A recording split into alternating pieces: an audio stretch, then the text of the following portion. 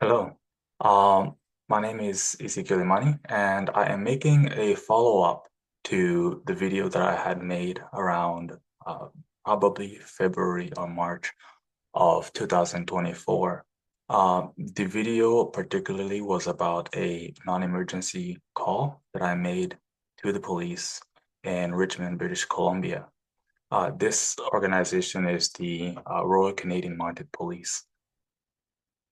My my complaint and the reason why I made the call, the non-emergency call, to the police was because I had instances where I was being followed, and I wanted to ensure that the circumstances were actually reported, and if they did occur again, there was actual paper trail showing that it is not just a sudden momentous opportunity that I had or something to do with some other scenario that came out of nowhere.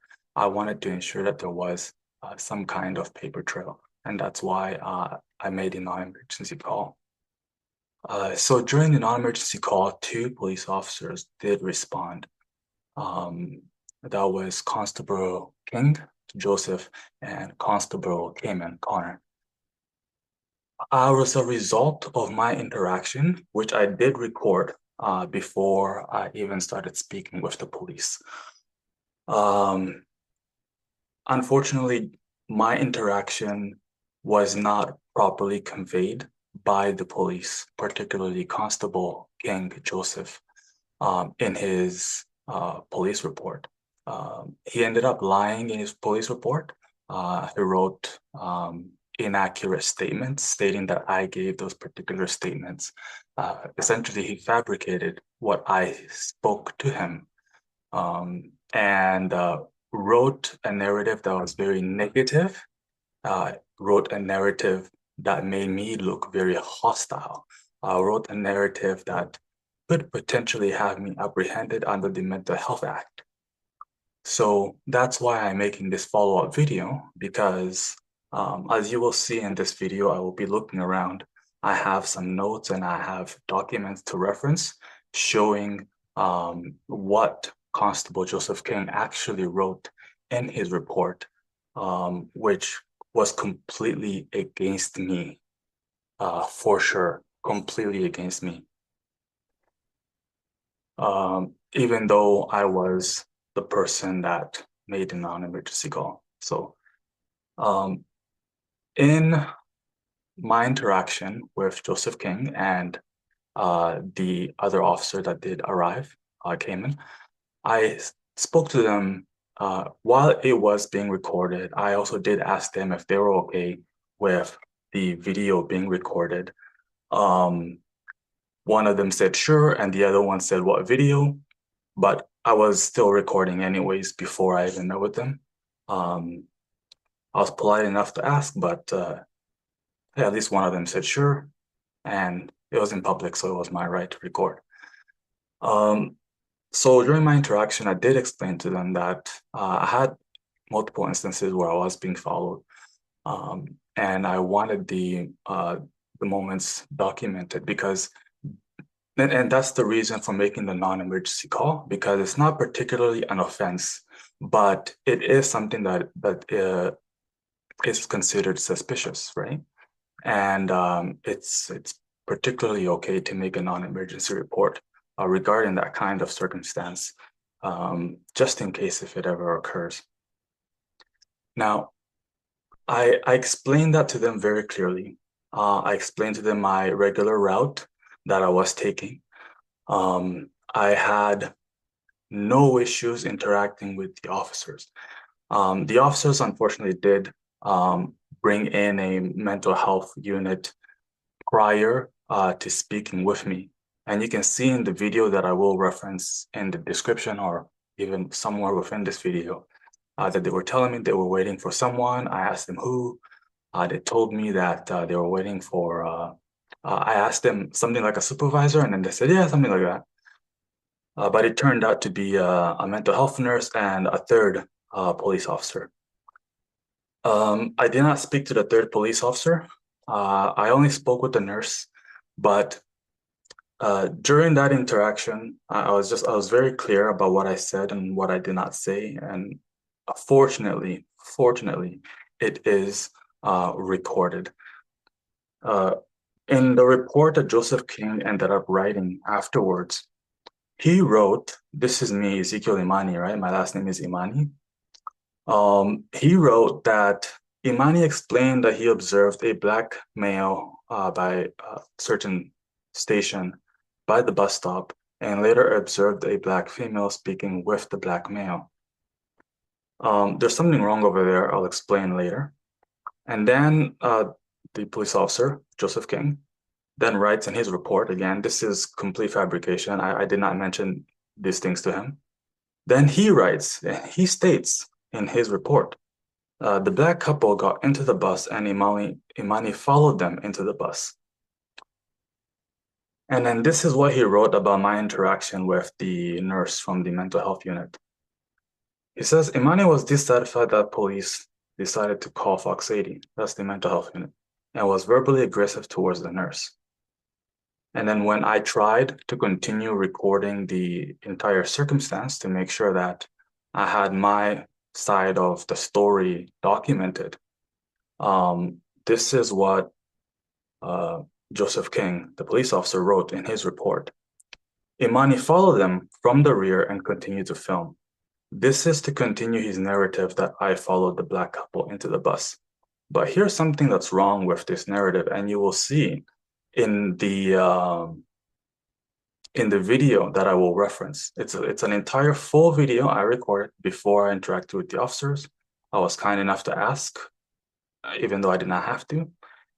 And in the video, even in the report, the police officer, Joseph King, mentions that I suddenly revealed that I was recording, which I never suddenly revealed. I was pretty open about that. Another thing before I mentioned the discrepancies between the statements he wrote is that he never mentions the second officer that arrived with him to the non-emergency call. He never mentions him at all. So this is as if it was just him. And in the report, it shows that he was working probably overtime.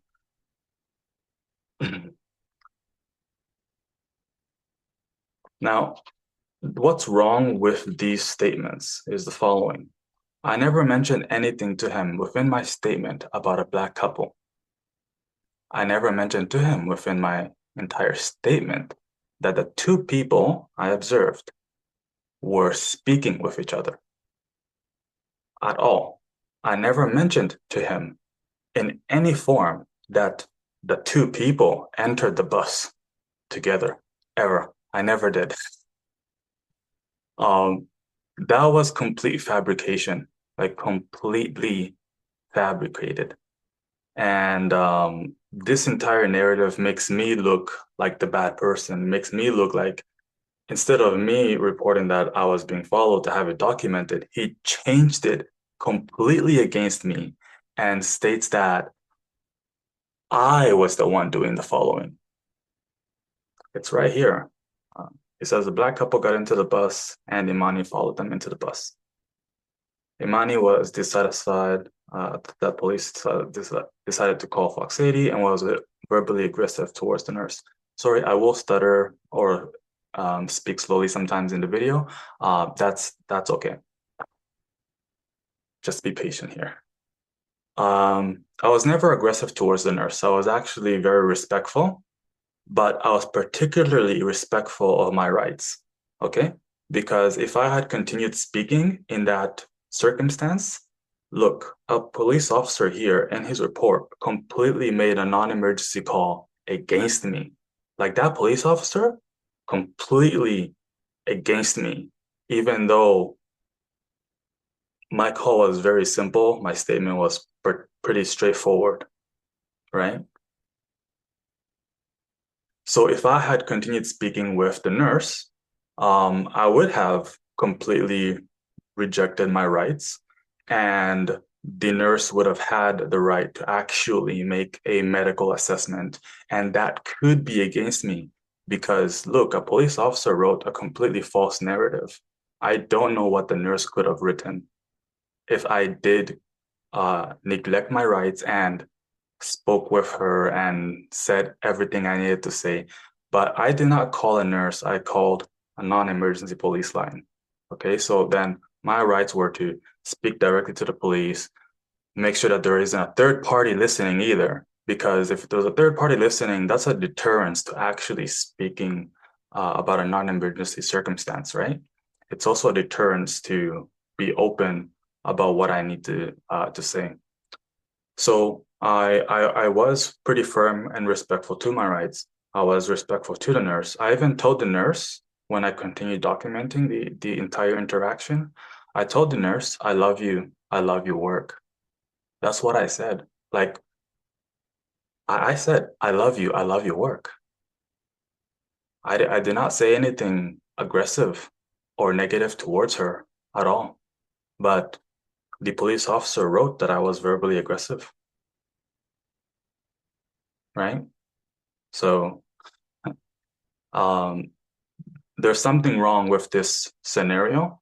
And while I continue to explain the entire circumstance, how it unfolded, even after my non-emergency call, yes, this did continue even after my non-emergency call, even after the two police officers responded, even after the third police officer came with the nurse from the mental health unit. It's unfortunate, but it does show that I was negatively targeted. Um, the officers did admit in other reports and even during my complaint process uh, that they already had the assumption that I was dealing with paranoid schizophrenia. So that's essentially profiling or discrimination on the basis of mental health. And I don't have any schizophrenia diagnosis whatsoever.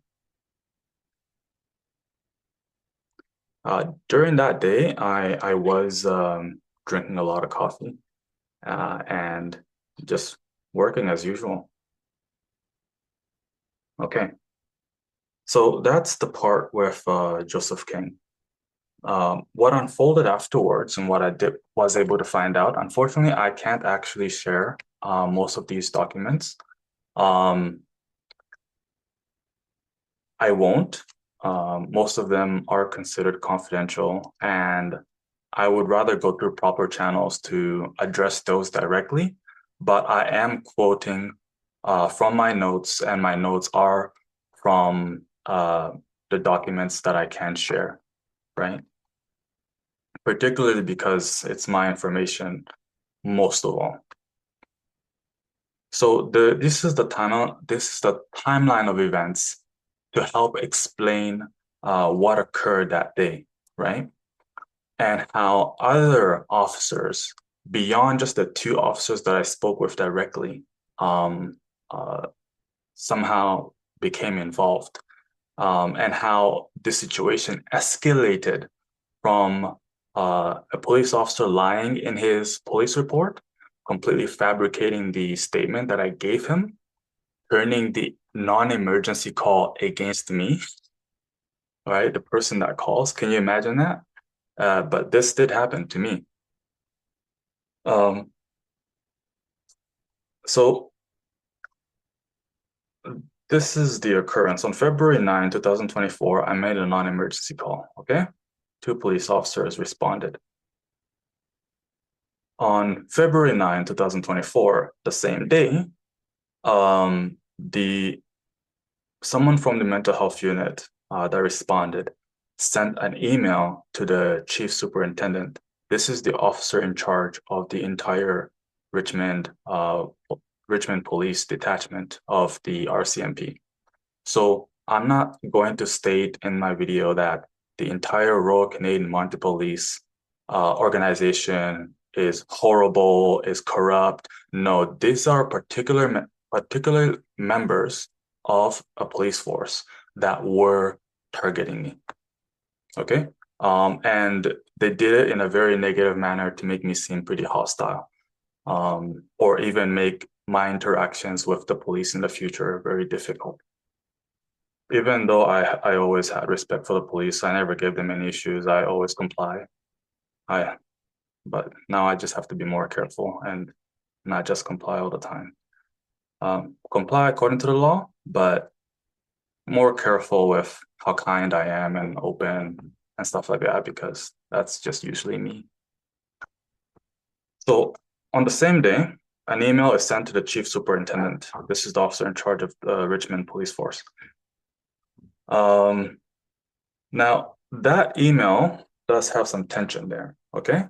Because I tried to find out if it existed, and the officer in charge of Richmond Police, Richmond RCMP, completely denied that he ever possessed any emails that were regarding myself, Ezekiel Imani. But it turns out that's false. He did receive an email regarding me. The same day my non-emergency call was made, the same day the two police officers did respond. I have one of the copies, but it's not something I can share here. And I'm still trying to see if I could get his end of the copy. But one end does exist. Okay, so remember I mentioned that there was a second police officer I spoke to other than Joseph King, right?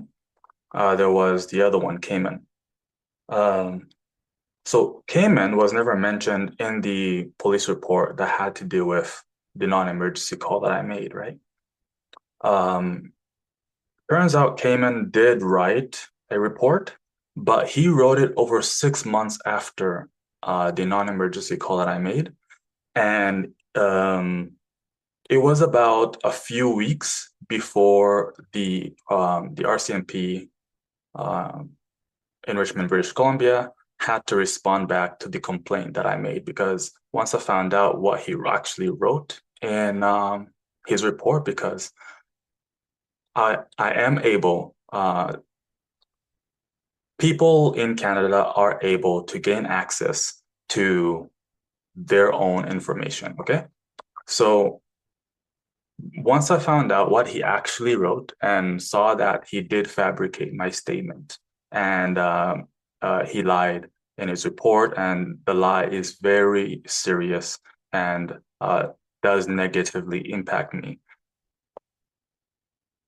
I did write a complaint. The complaint process, it's not, it's good to still go through the process, but it's not something that's like super serious. And it shows from the process that I went through, it shows that they don't take the complaint process very seriously at all.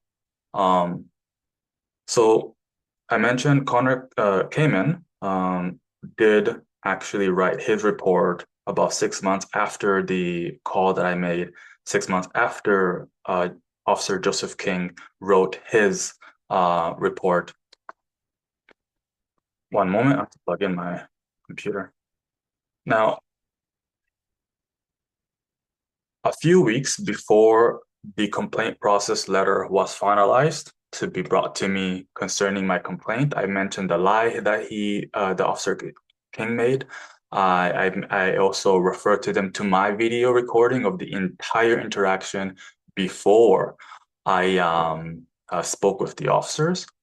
I began recording it before I spoke with them, but I kept it going entirely through the entire interaction until I went back to my home at that point. I've moved since, so that's not a relevant place. So a few weeks before the letter comes through, Cayman writes his report.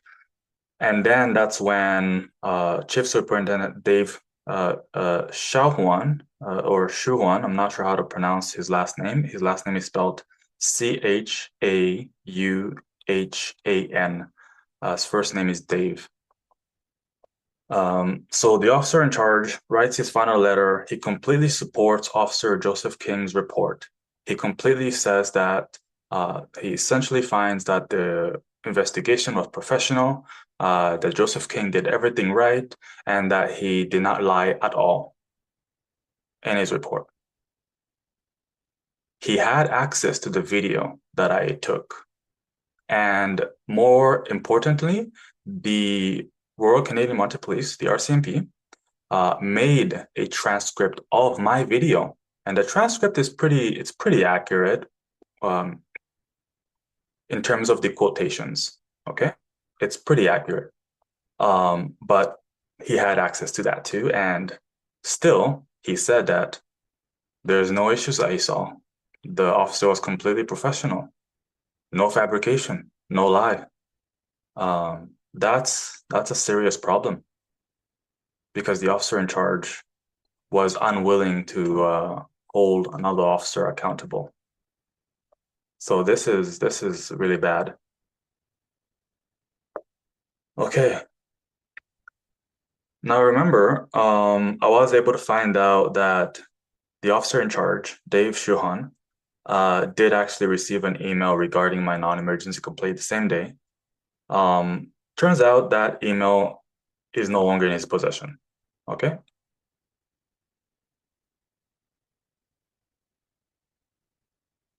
That's all I'll say about that. For some reason, it's no longer in his possession, but a copy exists.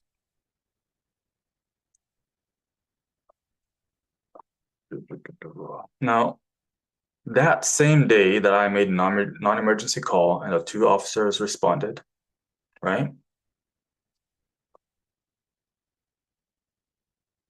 The scenario became even more serious.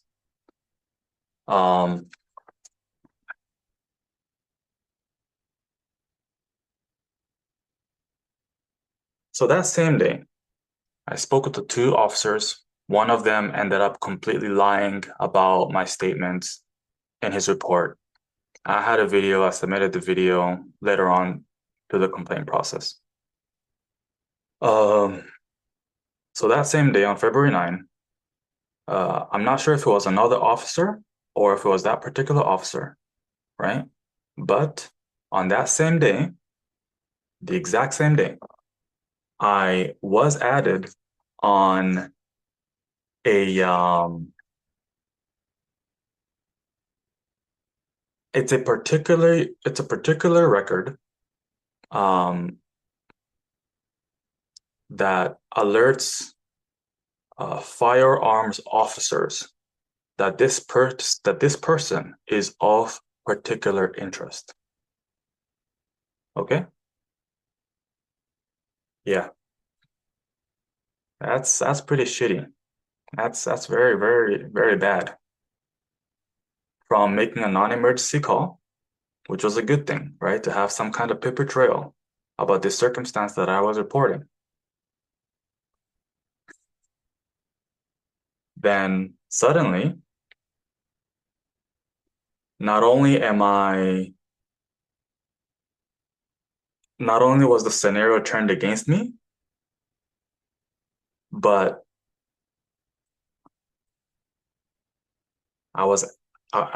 immediately I was added on a firearms interest record list, whatever they call it officially. I just can't actually share the actual document.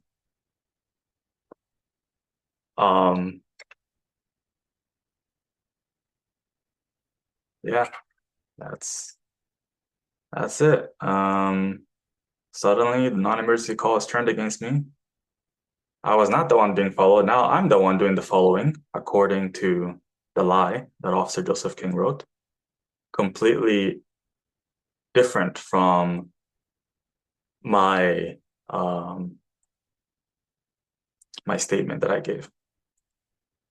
And then suddenly, now if I get pulled over, if I interact with an officer, they'll see that. They'll be like, oh, okay, we should be very careful because this person here might have a weapon. It was added the same day after my interaction with those two police officers. After Joseph King His badge number is 68092. Yeah. So after I made that, suddenly I'm a dangerous person. I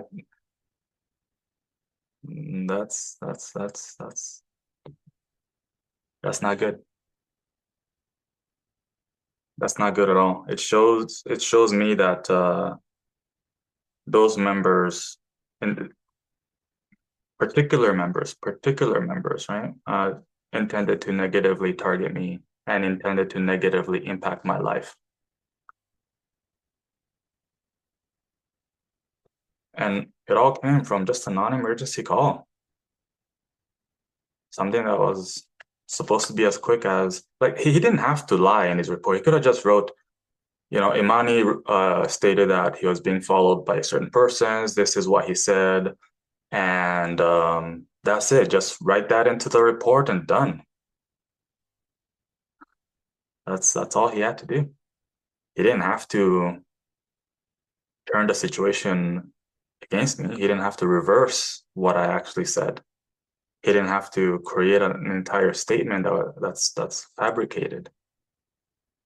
He didn't have to lie and say that I was verbally aggressive towards the nurse when I actually told her that I love you, I love your work, right?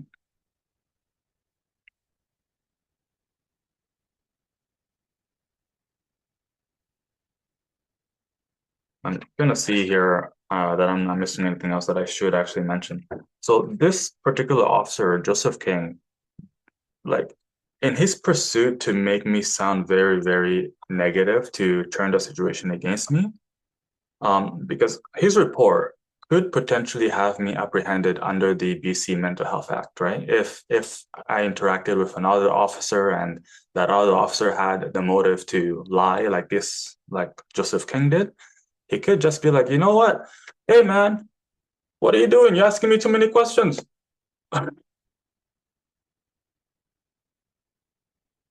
And it could completely turn against me. I could reach for my phone and then suddenly that's considered a firearm. I don't know, right? Just like I did not know that I could not trust uh, RCMP officer Joseph King. I did not know that I could not trust Dave Chauhan, the officer in charge of Richmond RCMP. I did not know those things. I thought I could actually trust him. That's why I spoke openly. That's why I did not really give him a hard time, other than respecting my rights. I did not give him a hard time at all, right? Like, it's good to be kind. It's good to be honest. Uh, it's good to be good, right? But you gotta, like, for me, and maybe to someone else that might be dealing with something like this, be more careful. Don't trust whoever you're interacting with, even if it's a police officer, even if it's a nurse. Don't trust them out of the get-go. Um, if you're in a public space, do record a scenario, okay? Because you don't know what they will write in their notes, and that is something that could negatively impact you. And particularly me, right? Me, uh, yes, this negatively impacts me. Yes, absolutely. This negatively impacts me. Okay. So in the pursuit of this officer's fabrication, lie, etc., he ended up violating a whole bunch of laws. Did the officer in charge, the chief superintendent, hold him accountable? Nope. He let it happen. And not only that, it seems that he was involved from the start with my non-emergency call. So, you know,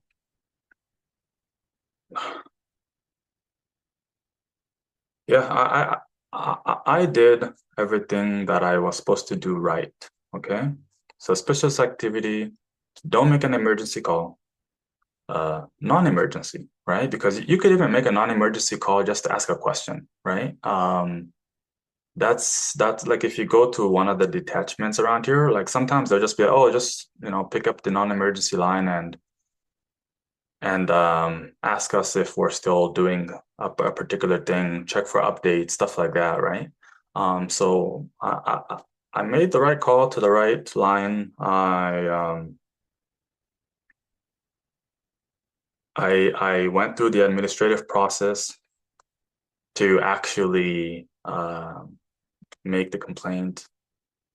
It was not supported on my side. It was supported on the officer side, and I could see problem. I don't know if they're really good buddies. I don't know if maybe they come from the same club. I don't know if I don't know. I just don't know, right? Um, how was it coordinated? Why was I suddenly of interest to you know as a person that would potentially uh, have weapons or something like that? All stemmed from a non-emergency call. The same one where I was just saying, hey, I just want a paper trail that this circumstance happened to me, right? I was being followed, and if it happens again, I want to be able to have that follow-up, right? So it's not sudden. Because if it is sudden, then they could have their way, right? If I just said, oh, this has been happening for years, or this has been happening 1 year and then another year, and then I report, and then they'll be like, oh, wait, why did you not report this before? Why are you doing it now? Right? Then they could really, really turn it against me. They could go a whole long way on the mental health aspect of things. They could really push that part. They could really push that part. So um, be careful. I will definitely be more careful from now on, right? Definitely a lot more careful and exercise your rights, right? If a particular police force has information about you, make sure you understand um, how to access it. And like, I get it. We still have values, right? I still have values. Yes, I still have values. Um, so if you really feel like you have to be respectful, be respectful. But be careful of kindness, right? Be careful of trusting as well. That was definitely I have to deal with it now. I have to still go through other processes to try and fix this because this is a big problem. And it shows fundamentally that the police force in Richmond, led by Dave Chauhan, is is in need of of some kind of like it's in need of change. That's for sure. Because this shouldn't have happened. It shouldn't have been supported. A non-emergency call should not have been turned against me. It should not have suddenly escalated to a scenario where I am potentially dangerous. From a non-emergency call, from that, because before that, none of those reports existed. Literally, before that, I wasn't of interest concerning weapons at all. I know, I know. I was just any interaction I ever had was pretty straightforward. Just hi, my ID, bye. That's that's it. Because I've always been that courteous, respectful person. I've always respected law enforcement, right? Always. I'm not the kind of person to try and circumvent that whole entire process too much. That's not for me. But now I know, be more careful. Uh, in the end of all of this, because I still have to go through that process. I still have to correct this. I still have to make the wrong become some kind of right. If not, um, I know that God will win. Okay. At the end of all of this, whether I am successful at at clearing this entire scenario, whether the RCMP um, does the right thing and is impartial in this entire scenario, that's what I hope. I hope they are impartial, right? Because it should be the same case for every single citizen around the world, but particularly in Canada, police officers should be impartial. They should not try to spitefully interject something um, to create spitefulness or to create negatively directed narratives. They should not try to lie about their interactions with people, right? It really shouldn't be. A police officer should be as impartial as possible. But that's not what happened. And I believe that God will win. In the very end of all of this, God will win. Okay?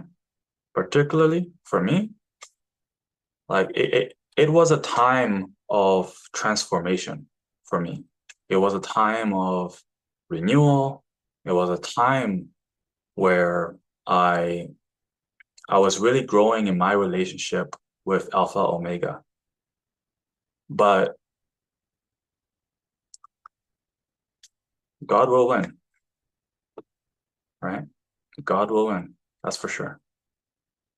And if something like this did happen to someone else, I really hope that there is good still in Canada. There is good. I hope there is good in Richmond, British Columbia. Actually, just in the whole world, in the whole entire, um, in all of existence entirety, I hope there is still good. I know there is. I know that evil is a minority. It's a very small number. And I hope that this video does encourage someone else to, really, really pull up their sleeves and um, be very careful with kindness, be very careful with trust. Um, God will win, okay? God will win.